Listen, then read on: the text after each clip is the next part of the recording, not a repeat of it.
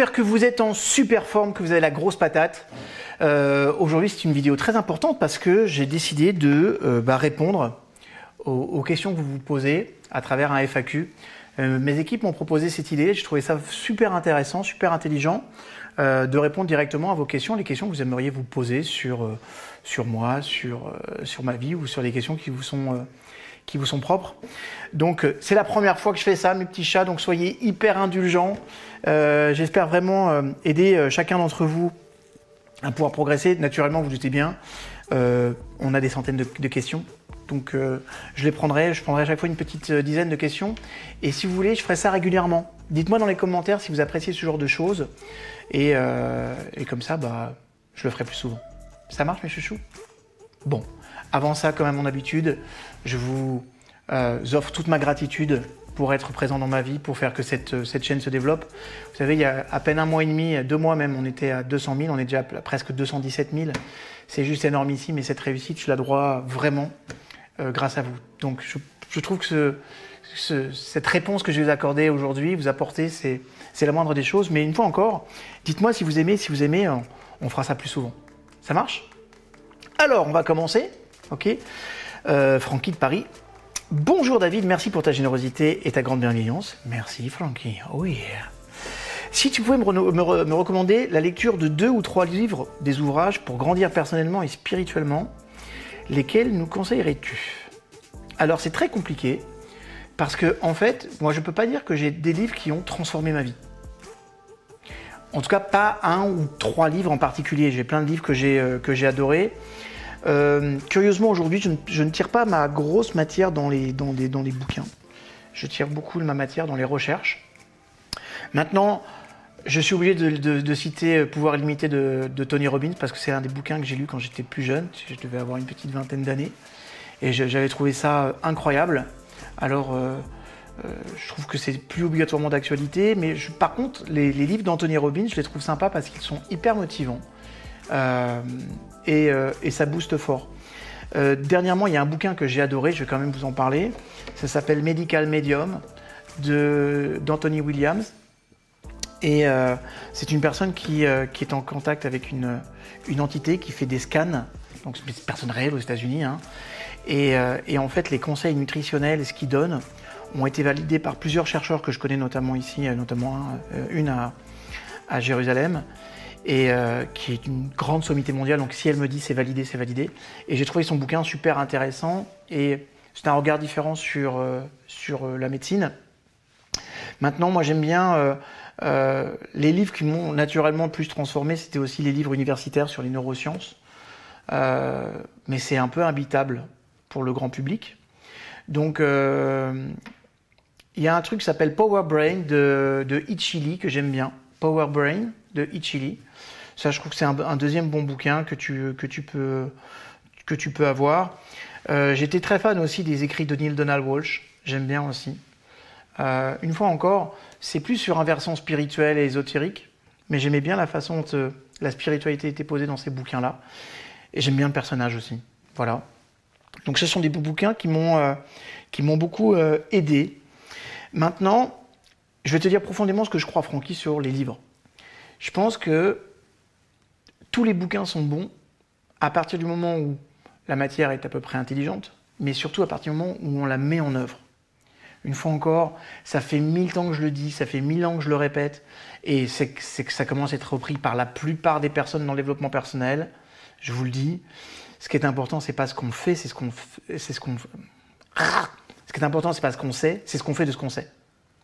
Ce qui est important, c'est pas ce que l'on sait, c'est ce que l'on fait de ce que l'on sait. Donc Francky, tu as raison, il y a une personne qui m'a demandé 10 bouquins, j'aurais fait la même réponse, mais tu m'as demandé 2-3 livres. En tout cas, ces 2-3 livres que tu vas choisir, choisis-les avec conscience, c'est-à-dire quel est mon objectif quand je choisis ce livre? Qu'est-ce que je vais pouvoir en faire? Et est-ce qu'il est recommandé par le plus grand nombre? Parce que quand même, un bon bouquin, quand c'est un très bon bouquin, ça se sait. Mais au-delà de ça, choisis par exemple, dans une année, de te dire je vais m'attaquer à 2-3 livres, pas plus, mais par contre tout ce qu'il y a en termes de matière, je la mets en place. C'est vraiment le meilleur conseil que je puisse vous donner, parce qu'en fait, les livres sont subjectifs, ceux que j'ai lus il y a 20 ans sont obsolètes aujourd'hui. Donc, surtout si on y va du côté des neurosciences. Donc, pour moi, le plus intéressant, c'est pas de vous dire quels sont les livres que vous devez lire, mais plutôt de vous dire que ceux que vous allez choisir en conscience, vous devez vous attarder à les mettre en œuvre. Et c'est là que tu vas t'apercevoir que le bouquin, il a transformé ta vie. Un bouquin qui transforme une vie, c'est pas le livre en lui-même. C'est la façon dont tu as investi ton livre. Et si vous intégrez ça, vous allez tout intégrer. Donc, prenez-vous 1, 2, 3 livres par an. Ça ne vous empêche pas de lire les autres.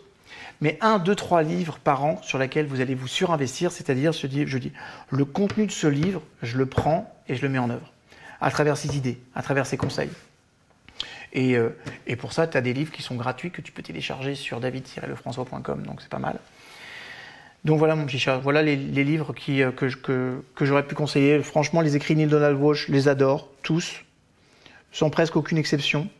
Une fois encore, j'aime bien la façon dont on pose la spiritualité laïque, j'aime bien ça aussi. Moi, il y a un livre qui a transformé naturellement ma vie, c'est la Torah, mais c'est donc la Bible, ok. Ça peut paraître dingue, mais il y a tellement de niveaux de compréhension.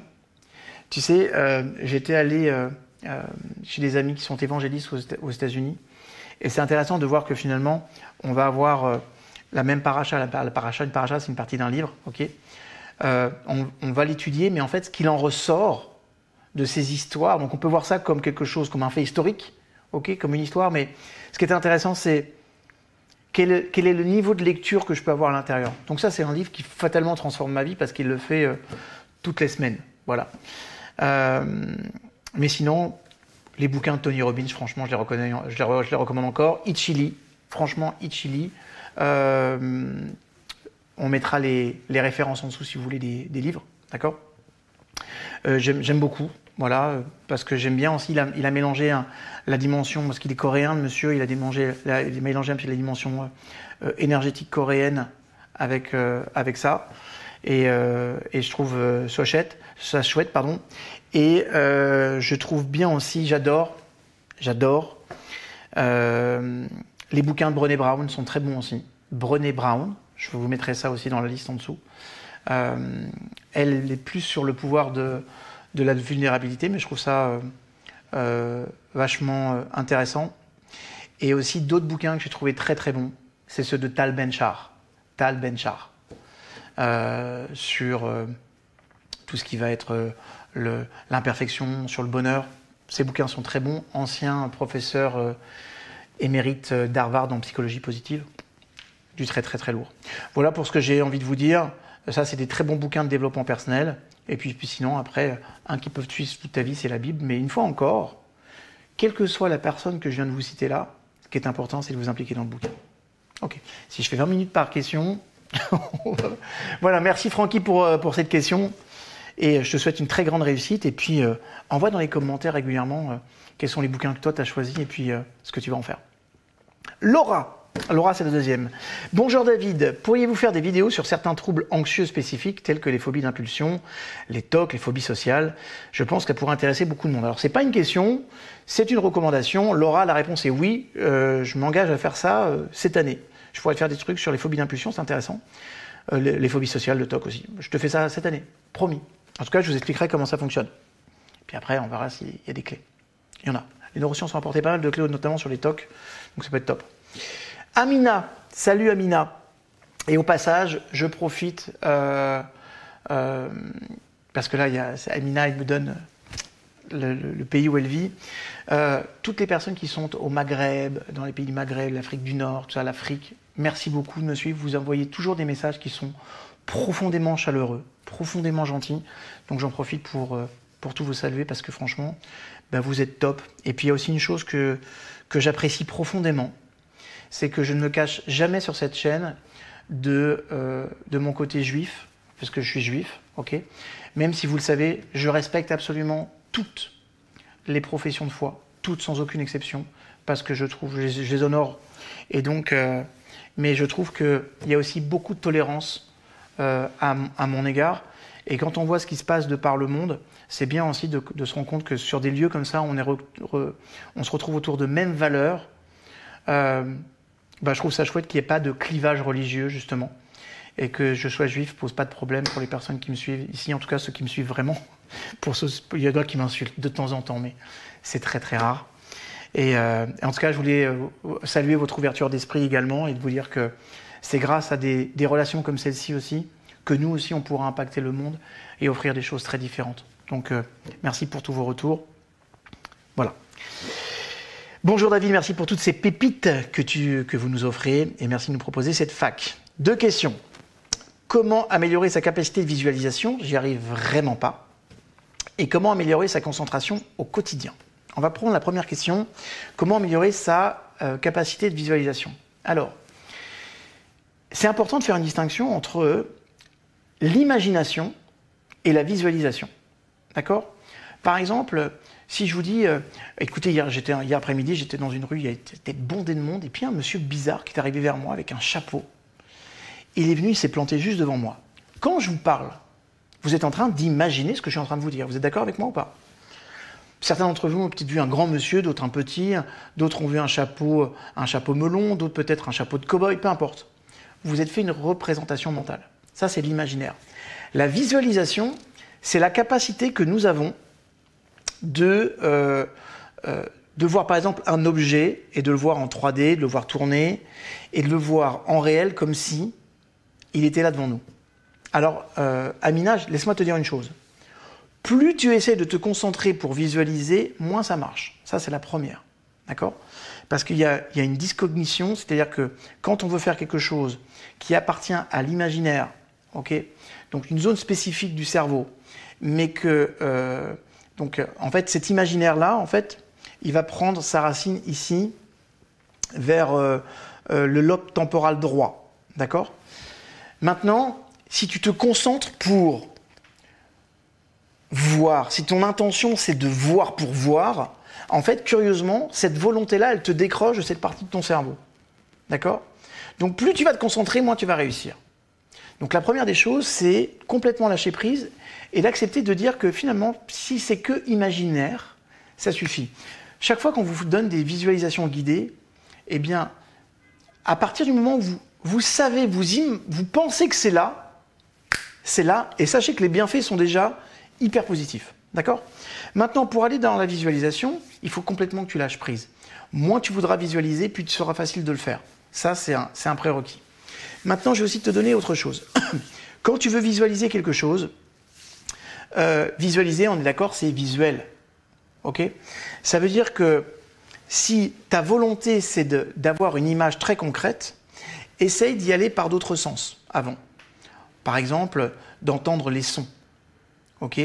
Peut-être de sentir l'air comme si tu y étais. Attention, quand vous visualisez, il faut que vous soyez dans une dimension comme si. C'est-à-dire les choses, vous les vivez au présent. Pas, je m'imagine demain en train de faire quelque chose. Non, tu t'imagines demain, c'est une projection. Donc ça ne peut pas être de l'ordre de l'imaginaire, tu seras toujours de l'ordre de la visualisation, pardon, tu seras toujours dans l'ordre de l'imaginaire. Donc déjà, vous allez faire comme si vous y étiez maintenant. Comme si vous étiez associé dans la chose. D'accord? Tu ne vois pas, par exemple, si tu veux visualiser une voiture, tu ne l'imagines pas là-bas sur un écran. Tu serais dissocié. Okay? Tu es dans une pièce, il y a la voiture qui est à côté de toi. Okay? Et c'est toi qui te promènes et qui tourne autour. D'accord? Essaye toujours d'y aller par les autres sens au départ, à savoir l'auditif, le kinesthésique, le synesthésique et le visuel si c'est ta plus grande difficulté. Par exemple, je vais entendre les gens autour qui sont... Imaginons que tu es dans un environnement où tu veux aller voir une nouvelle voiture de présentation. D'accord? La voiture de tes rêves. Donc dans ces cas-là, tu peux entendre le bruit des gens autour. Tu peux entendre peut-être un haut-parleur qui fait une annonce. Tu peux commencer à imaginer tour pour tour. Tu vas ressentir le mouvement. Tu peux même avoir peut-être l'odeur du salon dans le nez. Et tu vas te prendre quelques inspirations et à ce moment-là, tu feras apparaître la voiture. Mais en dernier moment. Ça, si tu fais ça, si tu lâches prise et que tu commences par des séquences différentes, il y a plus de chances que tu visualises. Maintenant, si tu n'arrives pas à visualiser, c'est pas grave. Le simple fait de l'imaginer, même si c'est pas précis, ça fonctionne exactement de la même façon parce qu'en fait, ton inconscient, lui, le chope. Ce qui est frustrant, c'est que tu vas avoir le sentiment que consciemment, tu n'as pas accès à ça. Mais inconsciemment, ton inconscient, il l'a. Donc si vraiment tu ne rentres pas dans la visualisation, sache que ce n'est pas grave, mon petit chou. D'accord? Pas grave. Deuxième question, comment améliorer sa concentration au quotidien? Ça, c'est une très bonne question parce que n'attendez pas, par exemple, que votre concentration soit au top du top le jour où vous l'avez décidé. Parce que ça, c'est aussi quelque chose d'assez contraignant. Si vous voulez être une personne capable de concentration, eh bien, en fait, il faut de l'entraînement. C'est comme tout. Si je veux porter avec ce muscle-là, il va falloir que je l'entraîne. D'accord? Et à force d'entraînement, il va prendre de la masse et tout ce que je vais prendre va devenir un petit peu plus léger. La concentration, c'est exactement la même chose. Pourquoi? Parce qu'en fait, la focalisation, surtout dans l'univers dans lequel on vit, on est tellement distrait tout le temps de plein de choses que c'est assez compliqué en fait. Donc, je regarde le temps, c'est important. Entraîne-toi d'abord à des moments de concentration, mais décide-le consciemment. Ça veut dire quoi? Par exemple, sur la prochaine page de lecture, je vais être hyper concentré. Tu lis ta page, tu fermes ton bouquin, ok, et tu dis, ok, qu'est-ce que j'en ai compris? Parce qu'en fait, si ton inconscient, il sait que tu vas poser des questions sur ce que tu es en train de faire, il va augmenter son niveau de vigilance. Donc pour augmenter son niveau de concentration, déjà, il faut le vouloir, te dire, bah voilà, sur la prochaine séquence, 5-10 minutes, commence par des séquences de 5, 10, 15, 20, et après tu pourras monter.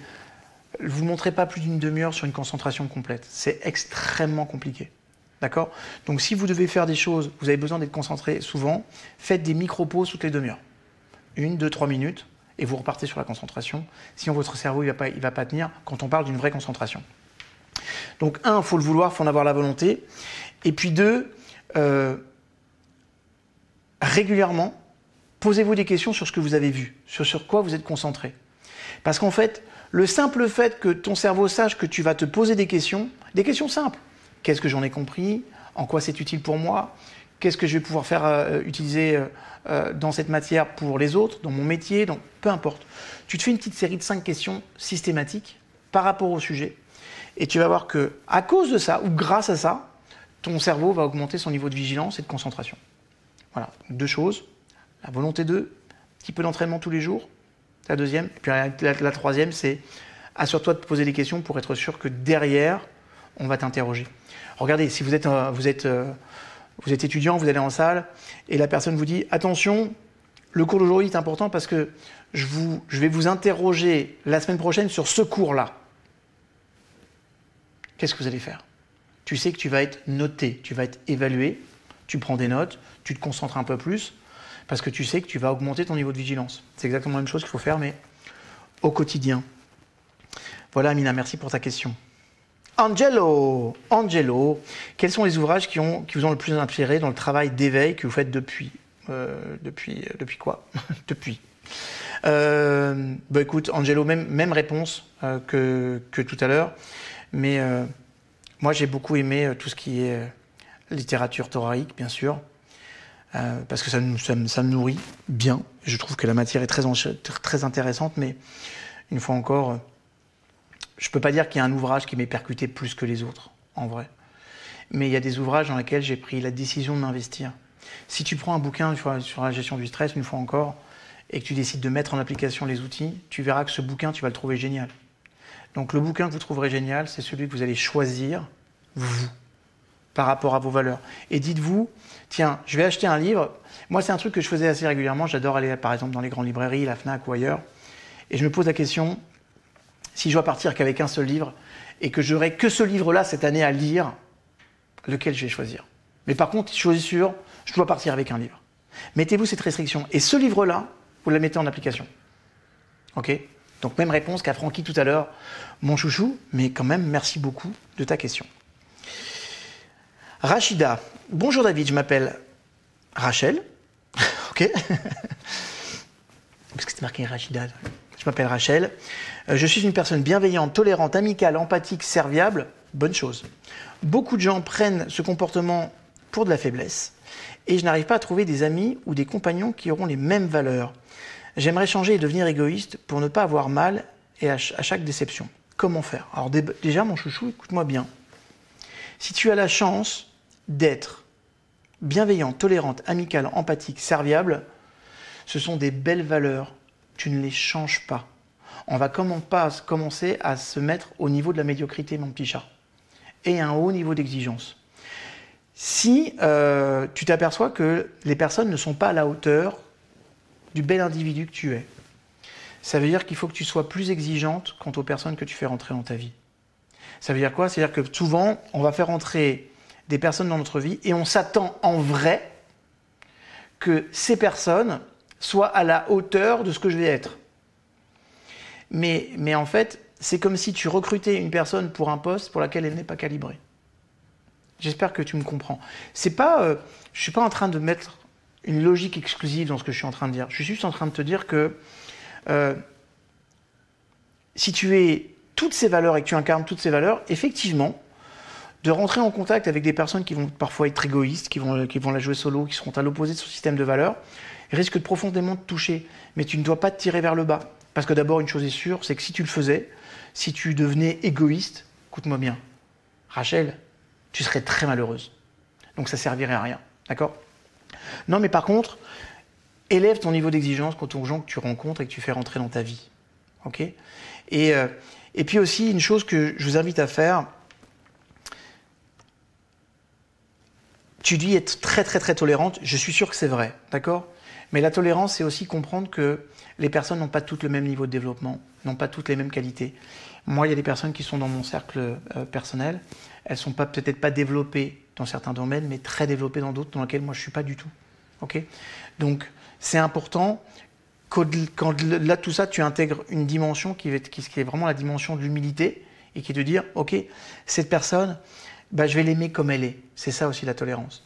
Avec ses qualités, avec ses défauts, et regarde ce que toi, tu peux lui apporter pour qu'elle évolue. Donc, ou bien tu as une logique de dire, il faut vraiment que je fasse attention aux personnes que je fais rentrer dans ma vie. C'est le cas pour moi. Je suis très honnête avec cette idée-là. Je ne fais pas rentrer tout le monde dans ma vie. Voilà, je suis très sélectif. J'ai pas beaucoup d'amis. Mais par contre, les amis que j'ai, je les aime profondément. Et je m'investis beaucoup en amitié. Voilà. Donc c'est important de comprendre que à un moment donné, quand on fait un travail sur soi, c'est un peu la malédiction du développement personnel, hein, parce que quand on fait un grand travail sur soi, on va se rendre compte que y a peut-être pas mal de gens qui sont pas si développés que ça, mais c'est pas grave, parce que en fait, ces gens-là, ils sont peut-être là où tu étais il y a quelques années, et c'est important que par toutes les valeurs que tu es, tu les aides à grimper, à grandir aussi, d'accord? Donc sélectionne un petit peu plus, et 2, si les gens sont pas parfaits, s'ils sont pas toujours à la hauteur, c'est pas grave.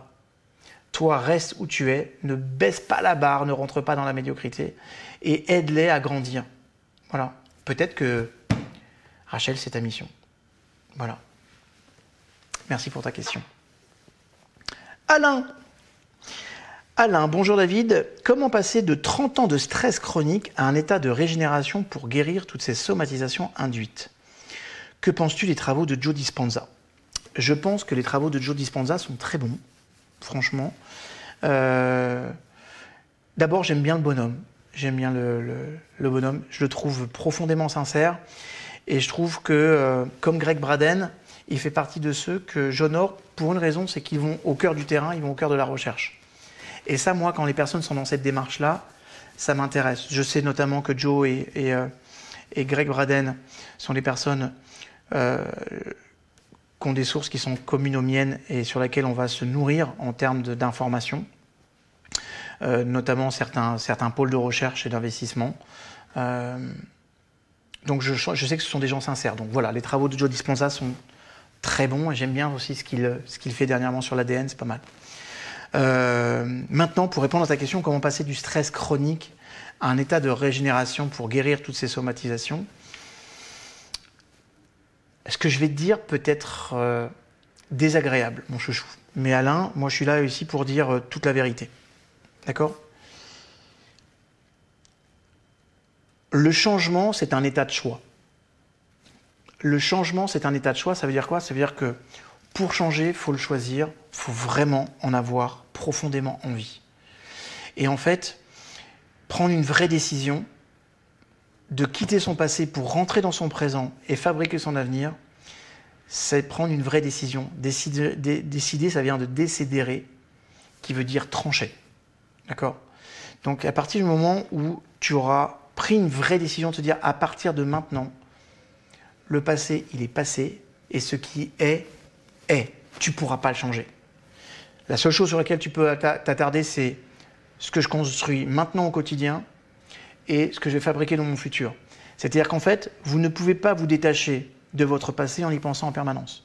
Vous ne pouvez vous détacher du passé que si, seulement si, vous mettez en place une attitude, un mindset qui fait que vous êtes centré sur le présent et le futur. Alors pour ça, il faut faire quoi? Fixe-toi des objectifs ambitieux. Chaque jour, fais le point sur c'est quoi mes objectifs du jour en lien avec mes grands projets rêves. Mets-toi dans cette dynamique-là et il n'y a que en étant centré sur les actions d'aujourd'hui pour préparer demain de façon concrète à travers un vrai projet que tu n'auras plus le temps de penser à ton passé. Et du coup, c'est comme ça que tu vas quitter en fait ce stress chronique. Voilà ce que je peux te dire. Et je te répète, les travaux de Joe Dispenza sont vraiment de très bonne qualité. Merci Alain pour ta question. Ouda, comment arriver à vaincre sa peur si on veut réaliser un projet et il y a toujours cette peur de ne pas réussir qui nous bloque? Merci beaucoup. Merci à toi Ouda. Vous voulez pas arrêter d'essayer de vaincre vos peurs? Parce qu'en fait, c'est pas une bonne stratégie de vaincre ses peurs, mes chouchous. Une peur, elle est là pour juste te rappeler qu'il y a un risque dans ce que tu es en train de faire. Okay? Je vous rappelle qu'il y a plusieurs façons de gérer ses émotions. La première façon, c'est de les hypotrophier. C'est une personne qui va dire « Oh, tu te rends compte, mon patron m'a regardé, oh, je suis sûr, je suis viré, je fais partie de la prochaine charrette. » Détends-toi, calme-toi. Ok? C'est pas... Excuse-moi, c'est le truc qui fait du bruit. C'est pas objectif. C'est-à-dire que je vais interpréter tout ce qui arrive et je le monte en montagne. Ok? Il y a des personnes qui vont hypotrophier les émotions. Cette fois-ci, il arrive des choses dures, mais ils te disent « Non, mais ça va, t'inquiète, je suis bien, je suis cool, je gère. » Mais en fait, la personne ne gère pas du tout. Et puis, en fait, vous allez avoir les personnes qui vont écouter les émotions et qui vont vraiment les écouter. Émotion, ça vient de émovere, je vous le répète, et vers l'extérieur, movere, mouvement. Le principe de l'émotion, emotion, c'est de te mettre en énergie vers l'extérieur. D'accord? En fait, l'inconscient, qui gère beaucoup plus de bits secondes que le conscient, va te dire « Hey, moi j'ai une observation globale de ce qui est en train de se passer. Et par rapport à ça, je vais te donner un ressenti parce que je ne peux pas t'affluer de paroles, ça ne va pas. D'accord? Donc je vais te faire donner un ressenti. Ce ressenti, la plupart du temps, surtout quand c'est la peur, on a envie d'avoir une stratégie d'évitement parce qu'on n'a pas envie. Alors, écoute-moi ce que je t'invite, Ouda, à faire, c'est de te dire, tiens, si cette peur devait te signifier quelque chose, si c'était un messager qui te dit, hé, Ouda, voilà, je te demande d'être vigilante sur ces 5 points suivants. Ce serait quoi? D'accord? Si ta peur était porteuse d'un message de transformation pour toi, quels sont les 3, 4, 5 messages qu'elle te transmettrait? Par exemple, peut-être que, Ouda, tu vas me dire, bah, ma peur, elle me dit que je ne suis pas assez préparé, je n'ai pas assez pris d'informations, ce n'est pas réaliste, j'ai pas mis en place de stratégie, j'ai pas de plan. Ouais, pas mal de choses quand même déjà. Bah, tu vas voir que si tu prends la réponse à cette question et que tu prends tes 5 items et que tu dis pour chacun des items, ok, quelle est la plus petite action que je peux mettre en œuvre pour corriger ça? En clair, j'ai pas de plan, je vais en faire un. J'ai pas de... Pardon? On va pas te couper aujourd'hui. J'ai pas de stratégie, je vais en dessiner une. C'est pas réaliste. Qu'est-ce que concrètement je pourrais faire pour que ça le devienne? Bah, tu vas voir que si tu as peur, sa raison d'être, c'est de te prévenir. Ok? Elle te dit, hey, Ouda, il se passe quelque chose, je voudrais juste que tu sois alerte. Et bah, à ce moment-là, si tu la prends en compte, sa raison d'être n'a plus lieu d'être. Et du coup, tu vas t'apercevoir qu'en fait, la peur va disparaître. Elle sera peut-être changée par une appréhension parce qu'on te demandera peut-être toujours d'être vigilante, mais arrêtez de vouloir vaincre quelque chose qui fait partie de vous et qui est essentiel et qui peut vraiment vous permettre de passer à un niveau supérieur dans votre vie. C'est ok mes petits chats? Merci pour la question, Ouda. Ok. Alors, Sandrine, bonjour. Comment peut-on passer d'état d'esprit négatif à état d'esprit positif? Bon, une fois encore, je vous le dirai toujours, merci Sandrine pour ta question, mais c'est une question de choix d'abord. Qu'est-ce qui te permet de te dire que tu es d'un état d'esprit négatif? Moi, je t'invite d'abord toujours à faire un bilan de ce que vous êtes. On te dit que tu es négatif ou tu dis que tu es négatif. Prouve-le-moi. Qu'est-ce qui concrètement te fait dire que tu es négative? Si par exemple tu dis, bah écoute, à chaque fois qu'on me propose quelque chose, je vois toujours la version négative. Ok. Ensuite, à chaque fois que je me parle à moi-même, je me parle négativement. Je note. Ok. Donc, une fois encore, réponds à cette question. Qu'est-ce qui me prouve, moi, David Lefrançois, que toi, Sandrine, tu es négative? Ok. Ou que tu as un esprit négatif. Tu me notes tout ce qui te vient à l'esprit. Après, tu vas transformer ça par une logique d'intention. Par exemple, si tu me dis, ben voilà, à chaque fois qu'on me présente un projet, je vois tout de suite la partie négative. Une chose, une fois encore, quand on a un état d'esprit sur lequel on a reposé tout un mindset depuis des années, c'est très difficile de passer à l'état d'esprit comme ça du jour au lendemain. Il faut le vouloir, mais c'est pas simple. En tout cas, c'est pas simple pour le cerveau et la transition n'est pas toujours facile.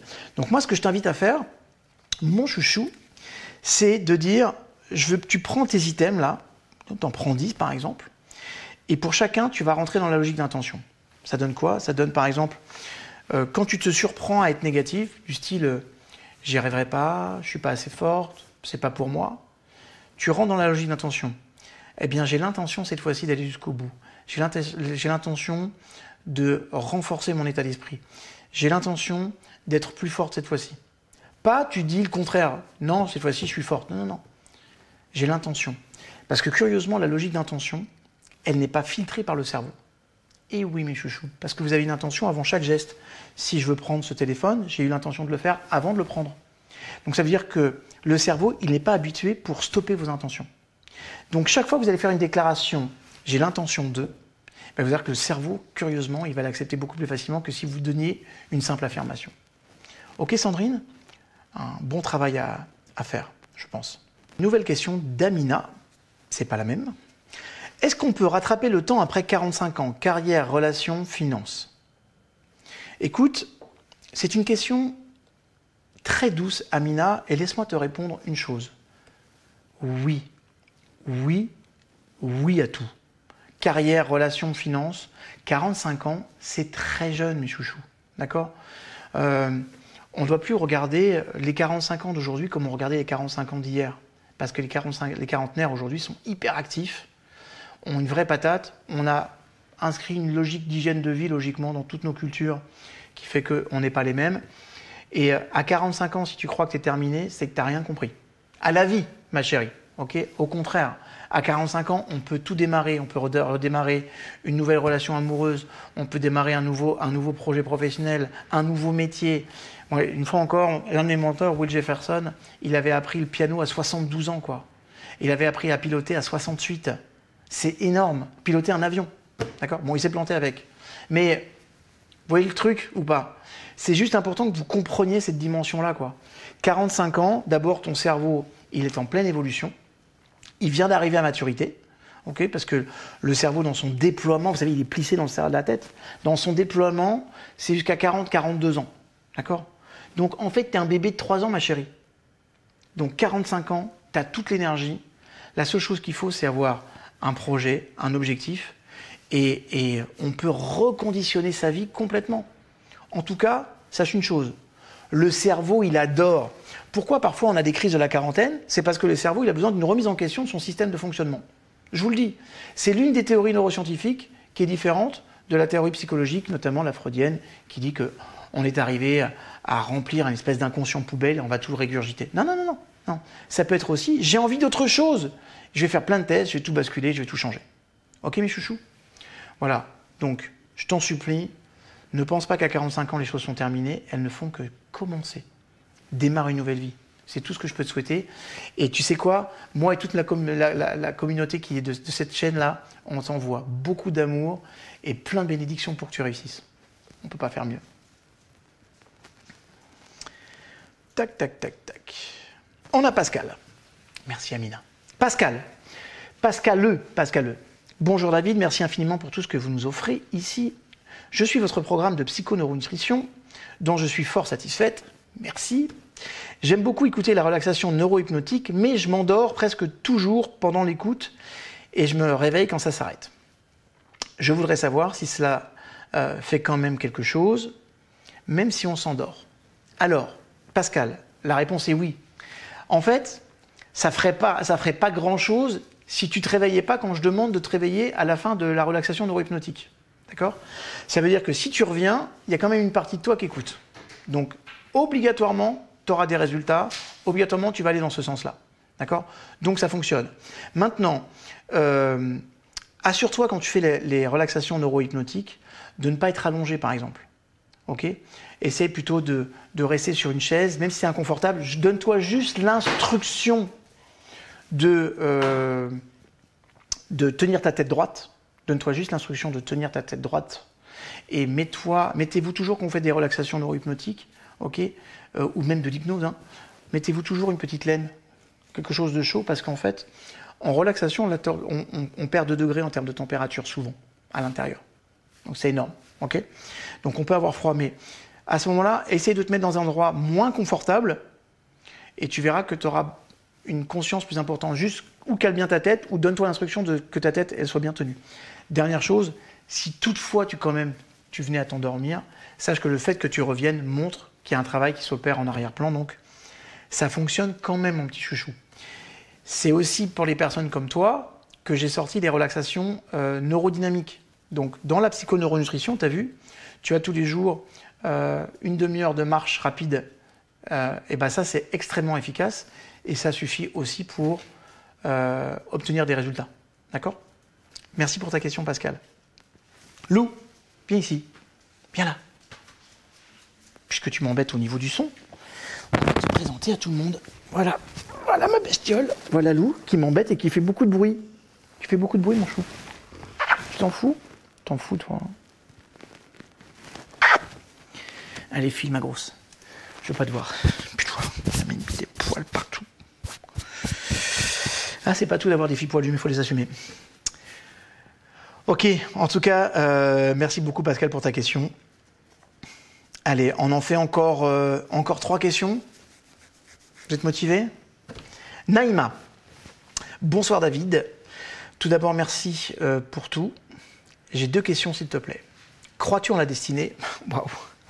Selon toi, un métier peut-il devenir une mission de vie ? J'ai 23 ans et mon projet professionnel me tient tellement à cœur que cela me fait peur. Cela t'est-il arrivé d'avoir peur d'un projet tellement il représente beaucoup pour toi ? Bon, on ne compte pas la dernière question. Merci d'avance. Je t'envoie toutes mes ondes positives. Eh ben écoute, merci Naïma de m'envoyer toutes tes ondes positives. Je les prends. Voilà, et je te retourne toutes les miennes en retour. Bon, en fait, c'est pas 2 questions mais 3, mais je vais répondre aux 3, t'inquiète. Est-ce que je crois à la destinée ? Oui. Est-ce que je crois à la destinée ? Oui. Est-ce que je crois au libre arbitre ? Oui. Je vous explique. Il est évident que selon l'environnement dans lequel tu vas naître, selon la famille dans laquelle tu vas naître, tu vas vivre avec une prédestination. D'accord ? On va vivre dans des cultures, on va vivre dans un environnement, dans un contexte. Donc il est évident que ça nous prédestine quoi qu'il arrive. Hein, puisqu'on parle donc d'épigénétique. L'épigénétique, c'est l'impact que ton environnement il a sur toi. Ok ? Donc, on se doute bien que si tu nais dans un endroit, tu as une prédestination qui est faite. Mais en fait, le fait d'avoir une prédestination, ok ? En clair, j'ai quelque chose qui va se créer devant moi. Mais je peux aussi, à travers ma logique consciente, choisir différemment de faire les choses. D'accord ? En fait, c'est important de comprendre que d'abord, on a des prédispositions génétiques, ok, qui vont nous conduire avec l'épigénétique à une prédisposition environnementale. Donc l'endroit dans lequel je vis, ce que je suis, les parents qui sont les miens, tout ça, ça va conditionner quelque chose. D'accord ? Il est sûr que, par exemple, mes enfants, ils ont une mère psychologue et un père qui est coach, psychologue aussi, docteur en neurosciences. C'est évident qu'on va essayer de leur transmettre des choses. Donc, ils vont Parfois, peut-être parfois c'est pire pour eux. Okay, mais ils vont vivre dans un environnement qui va leur transmettre quelque chose. Donc ça joue sur une part de leur destin. Mais après, ce destin, ils auront à le prendre en main. Ça veut dire que l'un n'exclut absolument pas l'autre. C'est-à-dire qu'on a toujours opposé la logique de libre arbitre avec la logique de destinée. Okay, moi, une chose est certaine, c'est que je crois que chacun a un grand destin à réaliser. Ça, c'est certain. Chaque personne dans ce monde naît pour une raison précise. J'ai bien dit pour une raison précise. Si tu t'oublies en chemin, c'est que tu n'as pas activé ton libre arbitre. Mais quoi qu'il arrive, tu as quelque chose à réaliser. Ça, c'est ton destin. C'est ton destin. Ok ? Et ce qui va faire que tu vas pouvoir l'incarner dans sa version la plus belle et qui te plaît à toi, ok ? Et bah, c'est tes choix que tu vas faire. Donc la dimension du libre arbitre. Même si je sais que le libre arbitre se veut profondément limité, je reviendrai un jour là-dessus sur cette dimension-là si vous voulez bien, mais oui, je crois au destin, mais je crois que le destin n'exclut pas le fait de choisir ce que l'on veut. Ok ? Peut-être que les choix que tu vas faire vont justement révéler ton destin. Et je crois que ton destin, il se révèle quand tes choix les plus élevés te mettent sur ta propre voie. Voilà. Et c'est quand tu vas faire tes propres choix que tu vas aller à l'encontre de ton vrai destin et de ta destinée. Pas de ce qu'on a choisi pour toi. Voilà. Donc, ça, c'était la réponse à la première question.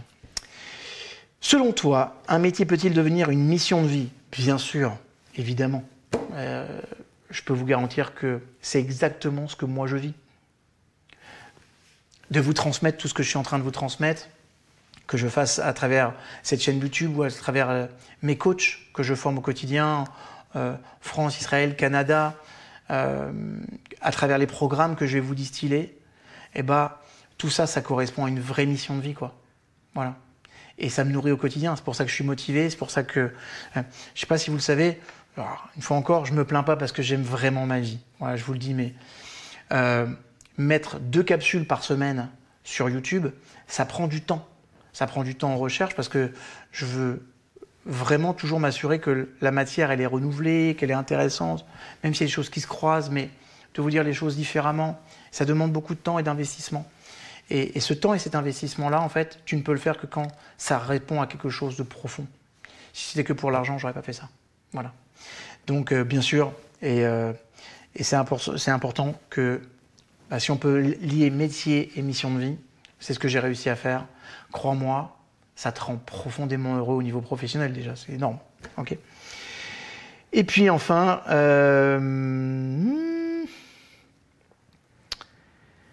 cela t'est-il déjà arrivé d'avoir peur d'un projet tellement il représente beaucoup pour toi ? Alors, oui et non. Peur en ce sens que j'avais peut-être peur de ne pas être à la hauteur. Ça m'est arrivé. Okay. Mais les projets ne me font pas peur. Souvent, ils me stimulent plus qu'ils me font peur. Donc, une fois encore, je renvoie à la question de tout à l'heure sur la logique de peur. Mais moi, je m'interroge beaucoup quand j'ai peur. J'essaie de voir un petit peu comment ça fonctionne et pourquoi j'ai peur. Oui, par exemple, je vous donne un exemple cette semaine. Moi, j'apprends l'équitation avec un maître équestre parce que c'est une relation avec un animal que j'aime profondément. Et cette semaine, on avait commencé à faire du gros galop. Et j'ai commencé à sentir une appréhension, pas dans les lignes droites, dans les virages. Okay, parce que cette bestiole, elle tourne d'une façon très particulière quand même. Un cheval, ça ne tourne pas comme ça. C'est pas comme ma moto. Et en fait, une fois que j'ai fait mon premier tour, je me suis vraiment posé cette question, c'est pourquoi j'ai eu cette crainte, cette peur ? C'est parce qu'en fait, je ne suis pas à l'aise dans le virage. Et donc, avec mon maître équestre, je lui ai posé la question, c'est qu'est-ce que je fais mal à l'approche du virage parce que je ne me sens pas à l'aise ? Et il m'a dit, tu sais, en fait, dans le virage, t'as ouvert tes bras. T'as ouvert tes bras, et en fait, quand t'as ouvert tes bras, en fait, t'as perdu ton assise et ton équilibre. Donc, refais un tour, et la prochaine fois, essaye de faire les mêmes mouvements, mais en plus petit, en gardant bien tes basiques, ta structure. Et quand j'ai fait ça, en fait, je me suis rendu compte que j'avais une meilleure assise au galop, j'étais mieux ancré dans ma selle, et du coup, en fait, j'ai pas eu l'appréhension, parce que j'ai eu le sentiment d'être en contrôle. Donc, qu'on ait des appréhensions, c'est normal, mais une fois encore, comprenez qu'à chaque fois, c'est la source de quelque chose qui est une alerte pour nous améliorer, pour produire, pour progresser, pour devenir meilleur. Voilà ce que je pense. Merci beaucoup pour tes questions, Naïma, et je te retourne une fois encore toutes tes ondes positives. Alors, il y a une personne qui s'appelle Tortillas. Tortillas? Alors, si tu t'appelles vraiment Tortillas, envoie-moi l'adresse de tes parents, parce que quand même, ça va pas, même si c'est mignon. Bonjour David, j'ai 22 ans et j'ai tout pour être heureuse. Alternance, appart, amour. Pourtant, je n'arrive pas à lâcher prise et prendre confiance en moi. À chaque fois que je me rapproche d'un objectif, j'abandonne tout et je détruis tout. Je ne pense pas mériter le bonheur. Comment vaincre ce genre d'autodestruction? Pourquoi est-ce si dur de croire en soi? Mais je vais te dire pourquoi c'est si dur d'abord et je répondrai à l'autre question. C'est si dur parce que la plupart du temps, tu n'as peut-être pas reçu les messages qui étaient des messages de renforcement de ton estime et de ta confiance. C'est la raison pour laquelle c'est si dur. Ok? Donc, vous savez, quand on regarde par exemple en France notamment, un jeune adulte de 20 ans a reçu à peu près 22 000 heures de marques d'attention négative. 22 000 heures de marques d'attention négative. Tu as pris 22 000 heures sur ta tronche, t'es pas bien, t'es pas bon, t'es nul, c'est pas assez, c'est pas ceci, c'est pas cela. Regardez, moi, c'est hallucinant de voir les carnets de mes enfants quand tu as un enfant qui a progressé et qu'on lui dit peut mieux faire. Mais il a progressé, dis-le lui qu'il a progressé, merde. C'est tellement plus simple pour l'enfant de dire hey, t'avais 10, t'es passé à 13, mais bravo, c'est énorme. Bien sûr, il peut mieux faire, mais même quelqu'un qui a 20, il peut mieux faire. En vrai, on peut toujours mieux faire. La question, c'est à quoi ça sert? C'est si t'aimes pas ton job et que t'as à ce point aussi peu d'intelligence et d'idées à mettre qu'un peu mieux faire, hey chouchou, change de job, mais n'accompagne pas des enfants. Par contre, il a progressé, dis-lui, tu sais quoi, tu as progressé, continue tes efforts, ça paye, je suis fier de toi, je t'encourage à continuer. Mais ton gamin qui lit ça, il va prendre son cœur, là, il va prendre cette matière, peut mieux faire. Donc je vais te dire pourquoi c'est dur de croire en soi, parce qu'on a un environnement comme ça qui nous dit peut mieux faire. Voilà. Et quand on a tout un environnement qui nous dit peut mieux faire, c'est très difficile en fait de dire que moi je ne crois pas en moi, c'est bizarre. Ok, alors d'abord une chose. La seule personne, il y a même deux choses. La première règle, la seule personne qui doit te dire que tu n'es pas une belle personne, c'est toi. La seule personne qui doit te dire que tu n'es pas une belle personne, c'est toi. La deuxième règle, ne dis jamais à toi-même que tu es une mauvaise personne. Intègre ça. Ok? Ensuite, si les autres, ils n'ont pas cru en toi, c'est important que toi, tu crois en toi. C'est-à-dire, une fois encore, va dans ta déclaration personnelle. Aujourd'hui, je choisis, je décide d'avoir plus confiance en moi, de croire en moi. J'ai l'intention de croire un peu plus. Une fois encore, le but, c'est pas de faire la révolution, le but, c'est petit pas. D'accord? Donc voilà ce que tu vas faire. Tu vas t'écrire ta déclaration. Aujourd'hui, moi, Tortillas, je m'engage à croire un peu plus en moi chaque jour. Ok? Et pose-toi cette question tous les jours. Quelles sont les raisons que j'ai de croire un peu plus en moi aujourd'hui? Quelles sont les raisons, les vraies raisons, de croire un peu plus en moi aujourd'hui? Si tu réponds à cette question tous les jours, je peux te garantir que ça va évoluer de façon drastique. Ça, c'est une première chose. Ensuite, on va revenir à ta question. Ta première question, c'est je n'arrive pas à lâcher prise et prendre confiance en moi. À chaque fois que je me rapproche d'un objectif, j'abandonne tout et je détruis tout. Une fois encore, je ne crois pas que ce soit un problème de lâcher prise et de confiance en toi. Je crois que ça a plus à avoir un rapport avec la peur de réussir. Alors, je vais te poser une question. Je peux me planter, d'accord? Est-ce qu'autour de toi, tu as des vrais modèles de réussite? Au niveau familial, par exemple. Parce qu'il faut faire attention, mes chouchous, à la loyauté familiale. C'est-à-dire que parfois, on a des parents qui n'ont pas eu la réussite qu'ils auraient pu avoir ou mériter. Peu importe les raisons. Mais du coup, nous, en tant qu'enfants, on ne s'autorise pas non plus. Parfois, ça peut être par rapport à des parents, parfois, ça peut être par rapport aux membres de la fratrie. Donc, c'est juste important de comprendre que là, tu sais quoi? Tu es en train de me dire un truc. J'arrive à atteindre presque mon objectif et je me sabote, en fait, en vrai. Ça veut dire que tu as plus peur de la réussite que de l'échec, mon chouchou. Donc, tu vas faire une autre déclaration. Aujourd'hui, moi, Tortillas, je m'autorise à réussir à la hauteur de mes plus beaux rêves. Et j'en ferai profiter toutes les personnes que j'aime. Moi, Tortillas, mi corazón. Moi, Tortillas, je m'autorise à réussir à vivre mes plus grands rêves et à en faire bénéficier tous ceux que j'aime. Et ça, mon chouchou, tu écoutes-moi bien, tu l'écris 100 fois. Oui, je t'ai bien entendu. Tu l'écris 100 fois. C'est pas une punition, c'est juste pour que ça rentre. Je m'autorise à réussir.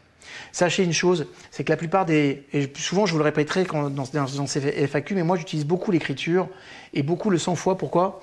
Parce que tout ce que je suis, je me le suis répété pendant des années. Donc, il est évident que si je veux changer un mindset, il faut que je me le répète souvent. Maintenant, quand vous écrivez à la main, pas au clavier, pas de copier-coller, quand vous écrivez à la main, sachez que en fait, vous activez des zones du cerveau que vous n'activez pas habituellement. D'accord?